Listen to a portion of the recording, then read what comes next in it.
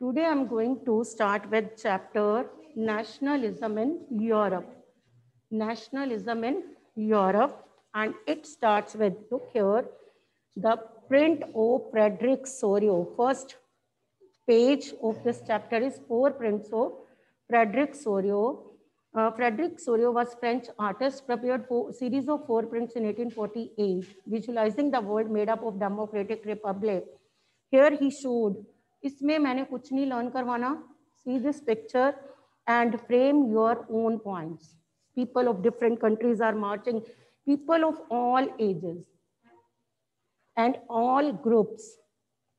ठीक है? People of all ages means बूढ़े भी थे, young भी थे, of all different groups.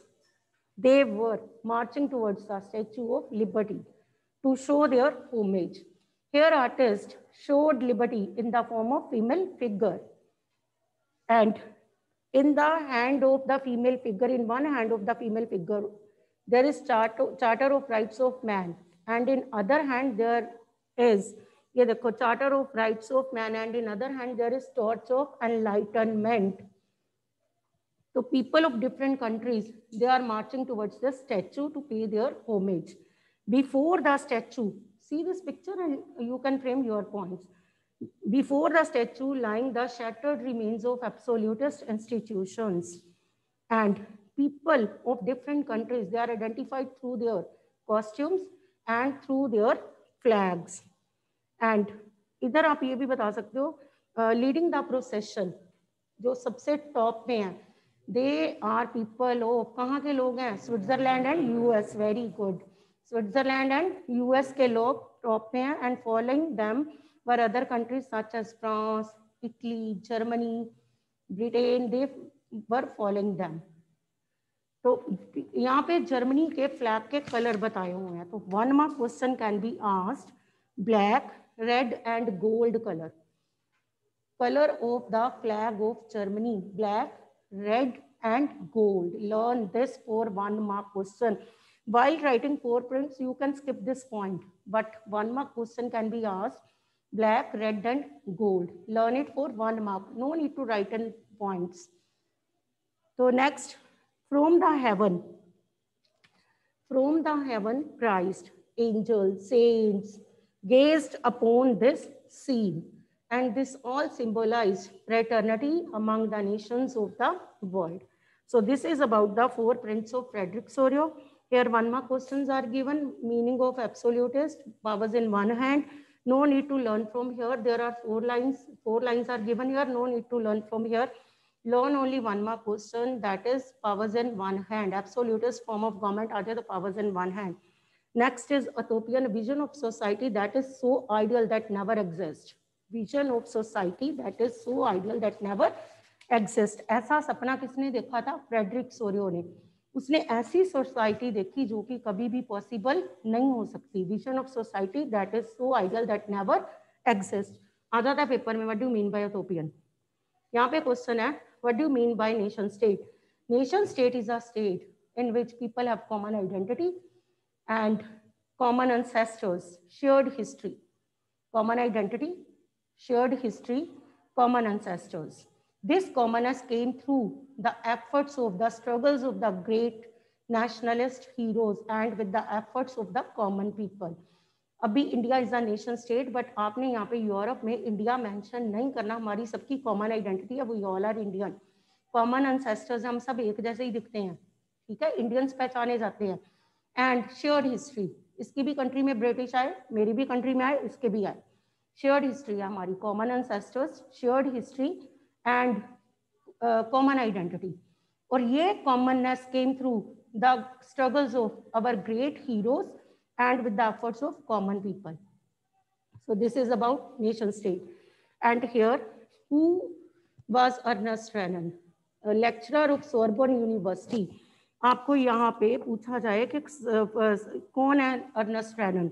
Lecturer था Sorbonne university, French philosopher. He was French philosopher and lecturer of Sorbonne University. Learned lecturer of Sorbonne University, and he was French philosopher. Frederic Sorio was French artist. Ernest Renan was French philosopher. Learn it. तो इसका एक बार ये reading ले लेना, nation state का idea. अगर इसके बारे में भी नेशन स्टेट पूछा, यू कैन राइट सेम. जो मैंने अभी बोला नेशन स्टेट की definition, you can write here also. Next is plebiscite. One more question can be asked. What do you mean by plebiscite? Plebiscite means direct vote by which whole electorate is asked to accept or reject the proposal. ये electorate है, आपके आप जितने बच्चे बैठे हो electorate है. यहाँ पे हरमिंदर आया एक रिप्रेजेंटेटिव बन के, आपको एक्सेप्ट करना है या रिजेक्ट करना है. अगर आपने एक्सेप्ट किया तो ये आपका रिप्रेजेंटेटिव है, नहीं किया तो रिजेक्ट हो गया. Proposal reject. तो what is plebiscite? A direct vote by which whole electorate is asked to accept or reject the proposal. Learn it. These are one mark questions. इसके अलावा ये फर्स्ट पेज मैंने दोनों साइड करवा दिए. इसके अलावा इस पेज पे कुछ नहीं आएगा.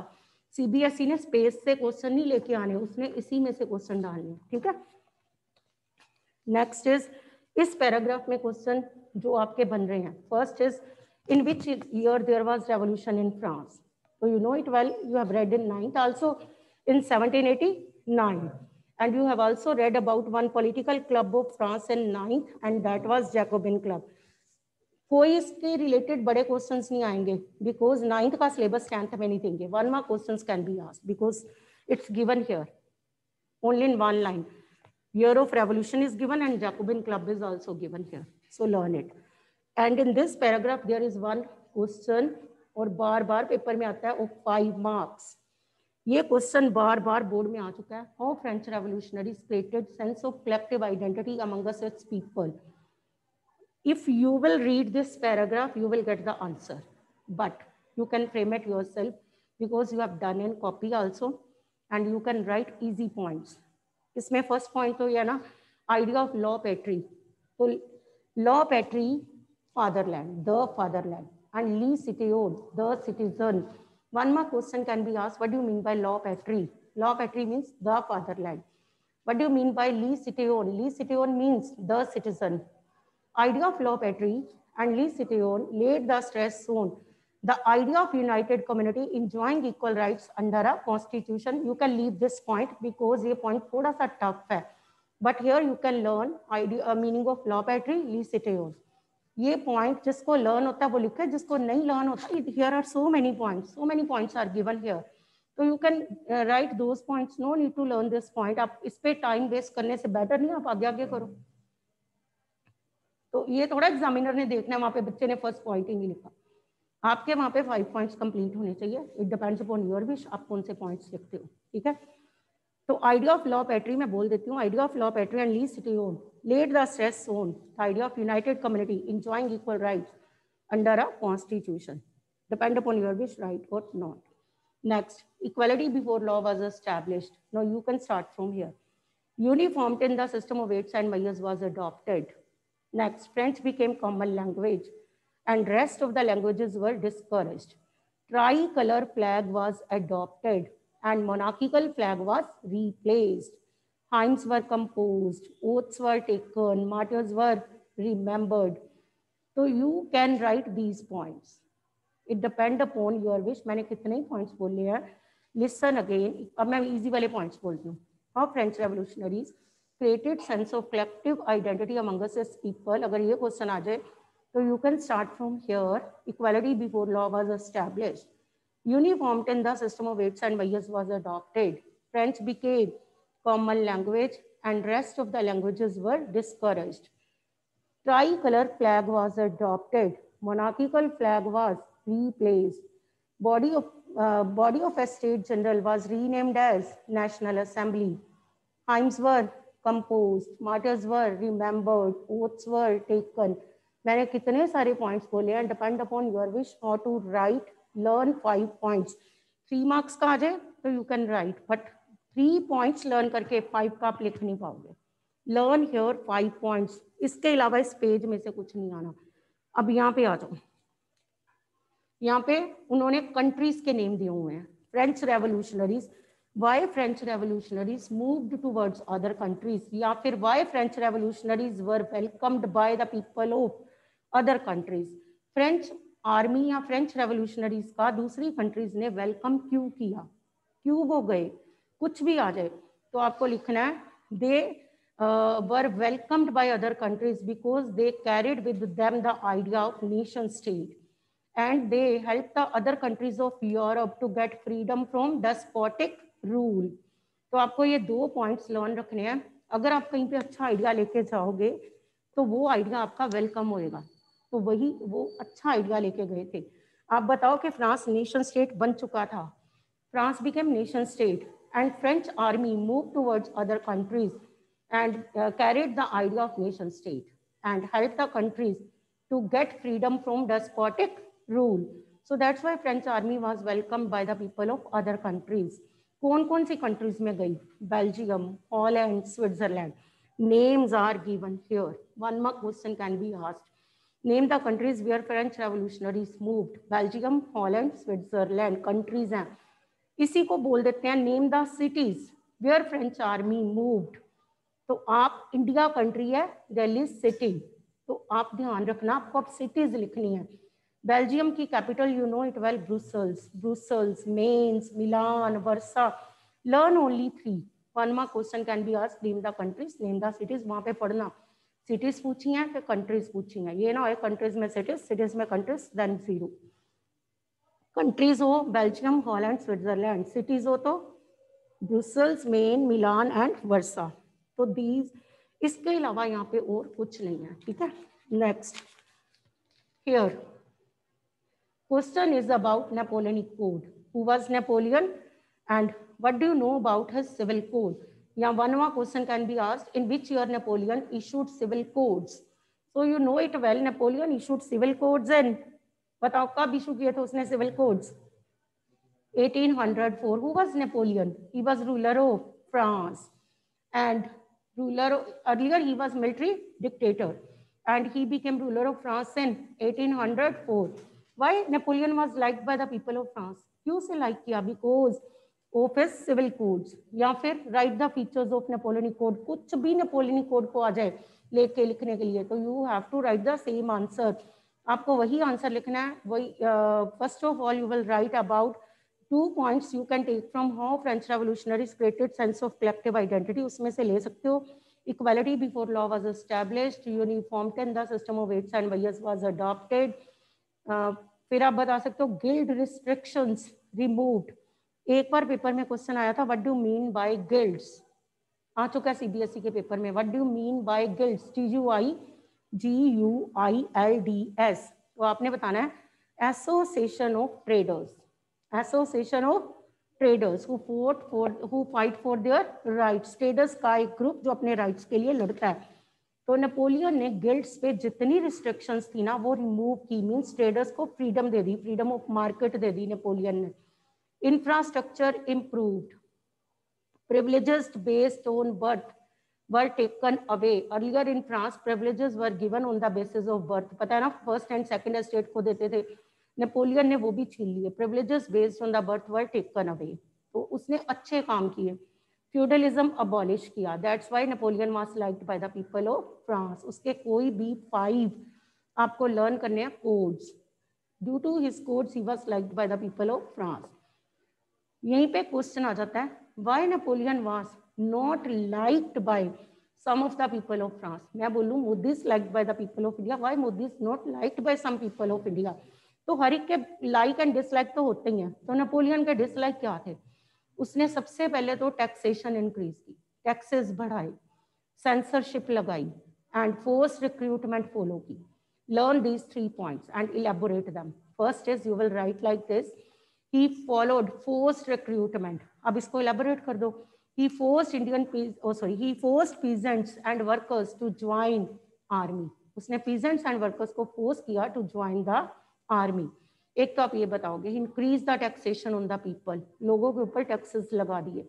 next he passed censorship, media की restrictions उसने छीन ली। he put restrictions on media, media पे बैन लगाए। तो due to these reasons he was not liked by the people of France. आप ये भी बता सकते हो कि उसने people called him liberator but people called him invader when he started invading European countries. तो लोगों को लगा कि हम तो इसे लिबरेटर कहते रहे और ये क्या निकला, इन्वेडर। तो क्योंकि उसने लोगों को वॉर में लगा दिया, लड़ाइयाँ लड़ी फॉर टेरिटोरियल एक्सपेंशन, उसने लड़ाइयाँ लड़ी थी। तो दैट्स वाई आप कह सकते हो कि लोग उसे लाइक नहीं करते थे, क्योंकि वहाँ पे पॉलिटिकल इंस्टेबिलिटी आ चुकी थी फ्रांस में, क्योंकि लोग किस में बिजी हो चुके थे, वॉर में। तो वहाँ पे पॉलिटिकल इंस्टेबिलिटी थी। That's why he was not liked by some of the people of France. कुछ लोग उसे लाइक नहीं करते थे। ये भी साथ में लेके चलना, उसके लाइक एंड डिसलाइक दोनों जो पूछा जाए वही बताना। नेक्स्ट इज, अब इस पैराग्राफ में उन्होंने सिर्फ आपको बताई हुई हैं यूरोपियन सिटीज, जो कि मैं पहले बोल चुकी हूँ सिटीज, ठीक है, ब्रुसेल्स, मेन, मिलान, वर्सा, ये सब। यहाँ पे अब इस पेज पे क्वेश्चन है, two questions can be framed from this paragraph. Two questions. First is, till 19th century, till the end of 19th century, there were no nation states in Europe. Justify ये political fragmentation बताओ, ये भी आ सकता है। या फिर Habsburg Empire was patchwork of number of regions. Explain. One more questions can also be asked from this paragraph. मैं हर वे से इसे बोलूंगी। Now listen, first of all, political fragmentation पहले मैं बोलती हूँ, आपको डिफरेंट कंट्रीज की पॉलिटिकल फ्रेगमेंटेशन बतानी है। जर्मनी की पॉलिटिकल फ्रेगमेंटेशन को हम कहते हैं किंगडम, इटली की duchies and Switzerland cantons. India में हम स्टेट्स कहते हैं, जर्मनी में किंगडम्स, इटली में डचेस एंड स्विट्जरलैंड में कैंटन्स। So learn it. आपको पूछा जा सकता है political division of Italy was known as, नीचे ऑप्शंस दी होती हैं, जैसे दी हो ना भी दी हो तो 1 मार्क में, तो आपको डचेस पता होना चाहिए। Political fragmentation of Switzerland was known as canton. Political fragmentation of Germany को आपको बताना है किंगडम्स, तो ये याद रखना है। अगर आपको आ जाए कि तब नेशन स्टेट्स नहीं होती थी, तो बताओ कि जर्मनी इटली पार्ट्स में बटे हुए थे। हैब्सबर्ग, अब यहाँ पे हैब्सबर्ग बिगनिंग चेंज करनी है, सिर्फ 2-3 लाइंस में चेंज है, ऊपर वाली बाकी सेम है। अब अगर आ जाए Habsburg empire was patchwork of number of regions, तो आपको बताना है Habsburg empire was patchwork of number of regions, there were no nation states.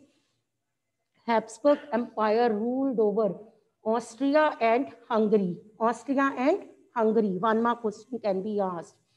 And it included Alpine region. One more question can be asked. Alpine region बताओ, तो आपको बताना है Tyrol, Austria, Sudetenland, Bohemia. Tyrol, the Tyrol, Sudetenland, Bohemia, आपको ये बताना है वहाँ पे ऑस्ट्रिया। हैब्सबर्ग अल्पाइन रीजन पूछा तो आपको ये बतानी है, Habsburg empire ruled over Austria and Hungary. फिर आप बताओ people spoke different languages such as Magyar, Galicia, Polish. वहाँ पे लोग डिफरेंट लैंग्वेजेस बोलते थे, but they had no common identity. उनकी कॉमन आइडेंटिटी भी नहीं थी, नेशन स्टेट नहीं था ना वो, कॉमन आइडेंटिटी नहीं थी। And they spoke different languages, they followed different culture, but one thing tied them, though they were different in each and every field, but one thing tied them, that was their loyalty towards their ruler. Learn it. उनकी loyalty उन्हें इकट्ठा रखती थी towards their ruler. Ashoka के अंदर different तरह के लोग रहते थे, हर कास्ट, हर रिलीजन के लोग रहते थे। Then India was not a nation state Ashoka के अंदर। समुद्रगुप्ता के अंदर India was not a nation state, ठीक है ना, फिर भी लोग इकट्ठे रहते थे, है ना। तो ऐसा क्यों? बिकॉज उस टाइम के जो लोग होते थे ना, they were very loyal towards their ruler, same as in Habsburg empire. They had common identity, they spoke different languages, they followed different culture, though they were different in each and every field, but one thing tied them, that was their loyalty towards their ruler. So this is about Habsburg Empire. कोई भी one mark question आ जाए, Alpine region आ जाए या Habsburg Empire ruled over आ जाए, you can write. यहाँ पे एक one mark question है जो आपने नहीं किया हुआ, Napoleon invaded Italy in 1797. Learn it for 1 mark.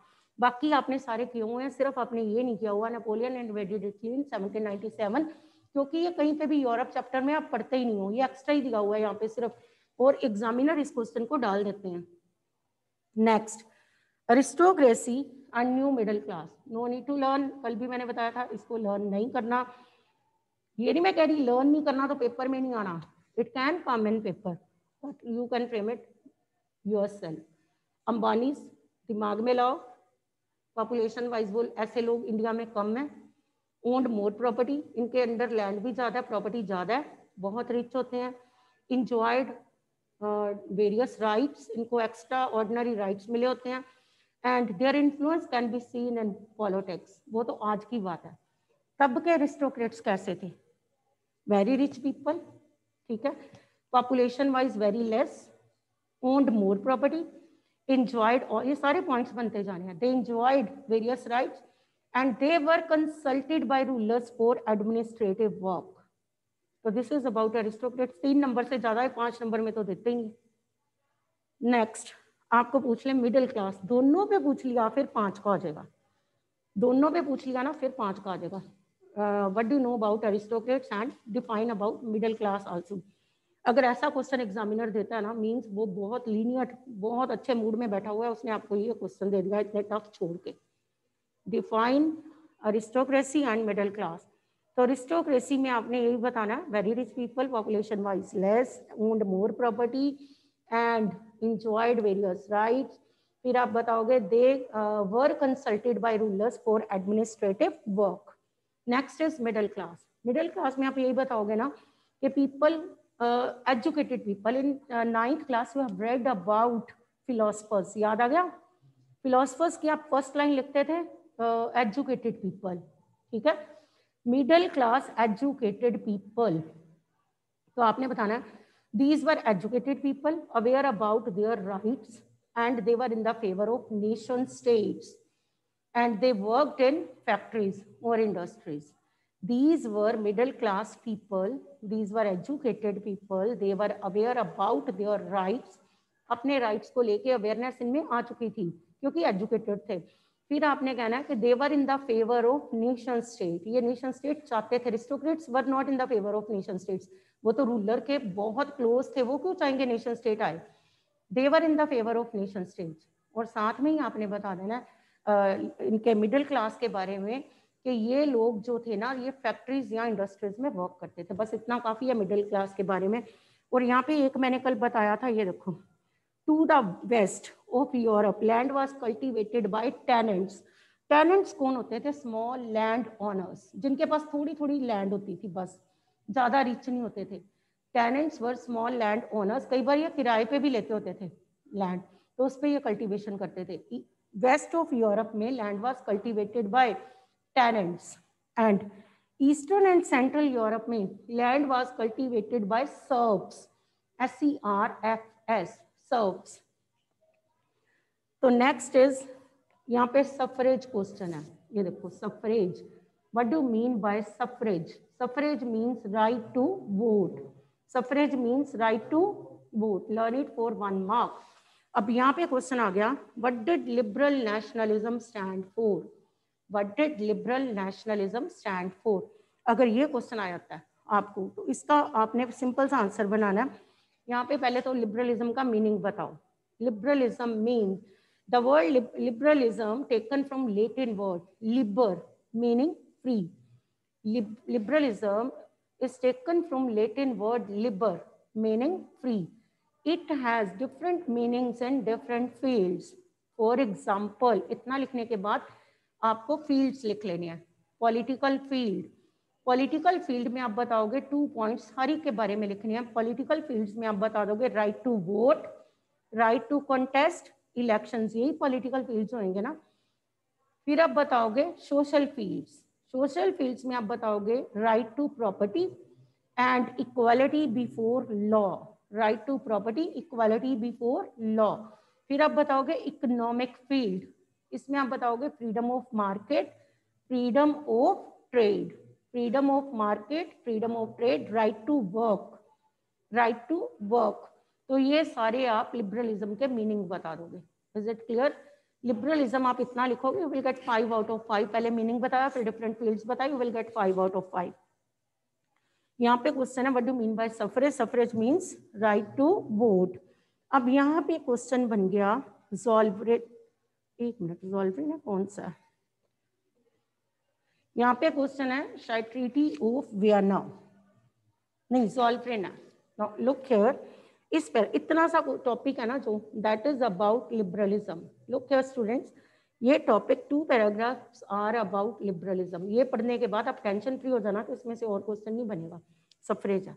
जो ऊपर आपने पढ़ा that is about middle class. मैं अब बुक के अकॉर्डिंग बता रही हूँ, एक एक लाइन के अकॉर्डिंग हम कर रहे हैं कि हमें कुछ प्रॉब्लम ना आए, कहीं से भी पेपर डाल दें। नेक्स्ट इज ये पैराग्राफ देखो, यहाँ से क्वेश्चन बन रहा है ज़ोलफ्रेन। 1 mark questions can be asked and 5 marks question can be asked, 3 mark question can be asked from this paragraph. 1 mark question में तो मीनिंग पूछ लेंगे, what do you mean by Zollverein, custom union कब pass हुआ, 1834 with the initiative of Prussia, ये पूछ सकते हैं ना। या फिर write note on Zollverein, Zollverein के ऊपर पूरा नोट लिखवा सकते हैं 5 marks में या 3 marks में, आपने वहाँ पे देखना है कि क्या पूछा है, ठीक है। तो मैं पूरा ही बोलती हूँ, नो लिसन। आपने पहले तो बताना है Zollverein means custom union. It was passed in 1834 with the initiative of Prussia. अब आप स्टोरी वे में से कन्वर्ट कर लो, लर्न अगर स्टोरी वे में करोगे ना, it will become easy for you to write earlier. अब मैं स्टोरी सुनाती हूँ, स्टोरी वे से ले जाओ। Earlier there was no uniform in the system of weights and measures in Europe. Germany was divided into 39 states, and in Germany, different states have their own currencies. फिर अब बताओ, traders traveling from Hamburg to Nuremberg, मैं जगहों के नाम बोल रही हूँ, Hamburg to Nuremberg in 1833, traders traveling from Hamburg to Nuremberg had to clear 11 custom barriers, and at each barrier they had to pay 5% custom duty.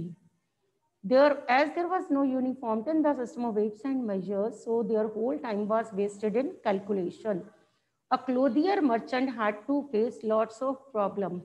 In those days, for the measurement of cloth, elae was taken, and number of centimeters in elae were not same. They were different at different places. Number of centimeters in elae were not same. So clothier merchants had to face lots of problems. To solve this problem, Zollverein was introduced. अब heading बनाओगे advantages of Zollverein. With the coming of Zollverein, custom barriers were abolished. सबसे पहले तो उन्होंने custom barriers ही abolish किए। Second, number of currencies reduced, जो पहले हर state की अपनी अपनी करेंसी थी वो रिड्यूस कर दी from 30, earlier it was 30, means Germany में 39 स्टेट्स थी तो कुछ स्टेट्स की कॉमन करेंसी भी होएगी। तो number of currencies reduced from 30 से 2, 30 to 2 रह गई। Custom barriers were abolished, number of currencies were reduced from 30 to 2. So these are the advantages of Zollverein. So learn it for 1 mark, 5 mark, 3 marks. अगर इस वे से पढ़ोगे ना, आपको किसी भी फॉर्म में वो पेपर में पूछ ले, यू कैन राइट। आपको हो सकता है what were the advantages of Zollverein, give one advantage of Zollverein, ऐसे भी पूछ सकते हैं, give one advantage, only one advantage, custom barriers were abolished, give the meaning of Zollverein। Zollverein का मीनिंग क्या था, custom union. How many custom barriers traders had to clear in those days? In 1833, 11 custom. How much custom duty traders had to pay? 5%. So ये 1 mark question can be asked. In which year Zollverein was introduced? 1834. With the initiative of Prussia. Prussia बोला मैंने, Persia ना कर देना, country different ही हो जानी क्या फिर, प्रशिया। तो इसके बाद अब यहीं पे Zollverein खत्म। हमेशा ऐसे रीडिंग करोगे ना बुक की तो आपको कहीं से भी पेपर आ जाए, आपको कोई टेंशन लेने की जरूरत नहीं। अब यहाँ इस पैराग्राफ से एक नया क्वेश्चन स्टार्ट है, that is about treaty of Vienna. These questions are not given at the back of the book, not given, but book में तो बन रही है ना। Here one question is linked with this paragraph. Write note on Treaty of Vienna और 1 mark questions can be asked in different forms. कितने 1 mark question इसके बनते हैं और कितनी बार बोर्ड में 1 मार्क आ चुके हैं। तो 1 mark learn treaty of Vienna 4, 1 mark, 5 marks, 3 marks.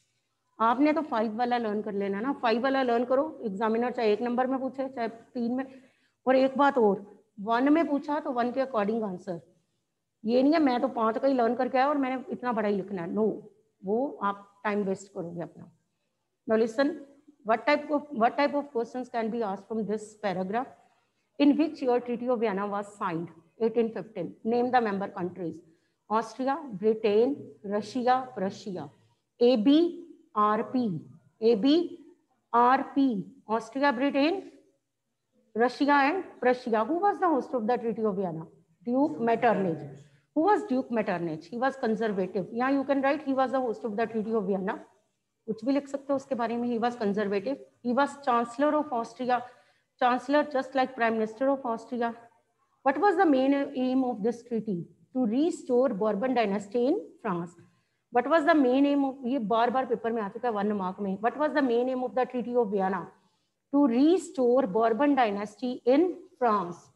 या ये तो 1 मार्क में थोड़ा पूछेंगे, right the terms of treaty of Vienna, ये तो फिर 3 मार्क्स में पूछेंगे। अब मैं सारा ही बोलती हूँ, अब आपको 5 मार्क्स के लिए बोलती हूँ। लिसन केयरफुली, 1 मार्क मैंने बोल दिया, no listen about 5 marks. Treaty of Vienna was signed in 1815 between, किस किस में साइन हुई? Austria, Britain, Russia and Prussia, ठीक है। होस्ट, हेडिंग बनाओगे host, Duke Metternich was the host. Next आप बता दोगे main aim, main aim was to restore Bourbon dynasty in France. What was the main aim of this treaty? Main aim was to restore Bourbon dynasty in France. So students, today up till here, because time is over, so take thorough reading, which we have read today. Take thorough reading and solve different forms of questions. Thank you for listening.